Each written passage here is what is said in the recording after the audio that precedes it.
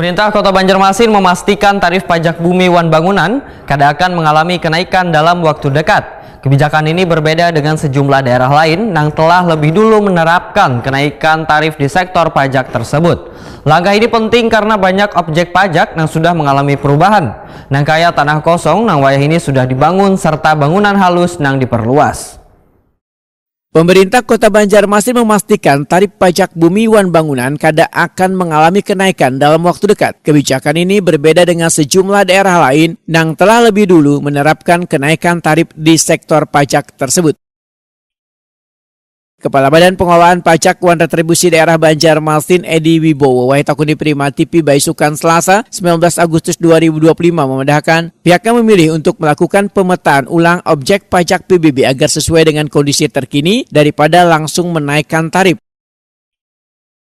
Langkah ini penting karena banyak objek pajak yang sudah mengalami perubahan nang kaya tanah kosong, nang wayah ini sudah dibangun serta bangunan halus nang diperluas.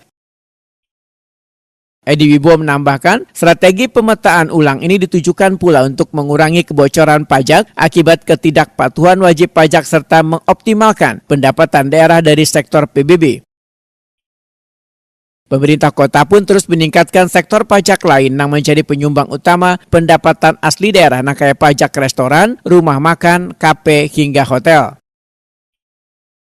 Menurut Edi Wibowo, kenaikan tarif PBB seharusnya wewenang pemerintah daerah yang dapat dilakukan setiap 3 tahun sekali sesuai regulasi yang berlaku. Namun bila nantinya ada rencana kenaikan, maka kebijakannya kada akan dilakukan secara drastis dan kayak di beberapa daerah lain.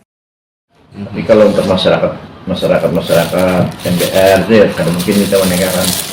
Karena kan di Kota Banjarmasin ini kan bukan hanya masyarakat biasa kan, ada juga pengusaha, ada juga yang melakukan bisnis, baik itu bisnis rumah makan, hotel, kemudian kos-kosan, serta kafe lain. Nah itu kan masih kita mapping lah.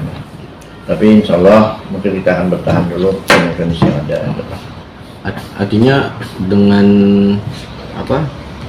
tidak ada kenaikan ini, Pemkab Banjarmasin lebih memilih sektor pendapatan lain lagi untuk menutupi pembangunan.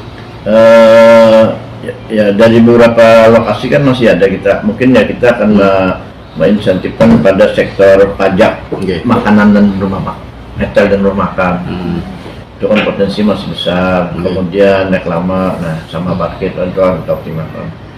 Terkait dengan PBB sampai saat ini capaiannya memang sekitar, kalau di tahun-tahun sebelumnya kan rata-rata 30-an kan, ini sudah tahun ini target kita kan di angka 40-an kan. Mengacu kepada pengalaman di tahun 2024, alhamdulillah bisa tercapai di angka 30-an, 5. Edi Wibowo berharap kebijakan ini dapat menjaga keseimbangan antara optimalisasi pendapatan daerah dan kemampuan warga dalam membayar kewajiban pajak.